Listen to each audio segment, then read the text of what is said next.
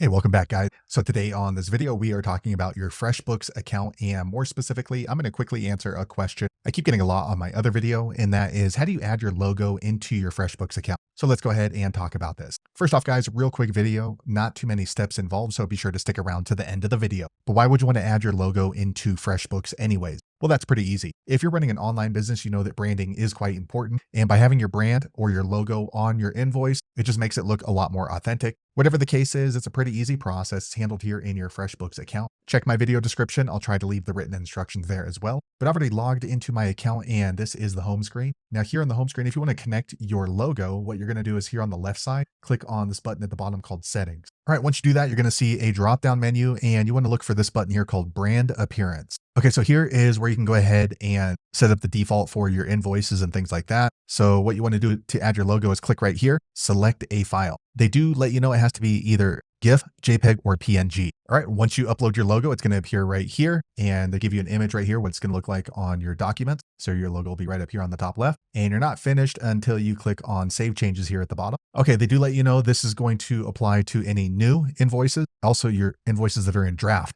right now. So if you're okay with that, click on Yes, Save. All right, next you should see this pop-up, brand appearance updated. So now anytime I send out invoices, statements, or proposals, my brand logo will show here on the top left of my FreshBooks account. So there you have it, guys. If you're wondering how to add your logo into your FreshBooks account, that's the easiest way I know how to do it. If you know an easier way, be sure to leave a comment below. Let the rest of us know how you did it. Hopefully you found that video useful. If so, click thumbs up or maybe consider subscribing to my channel, and I hope to see you on the next video. Thanks again for watching.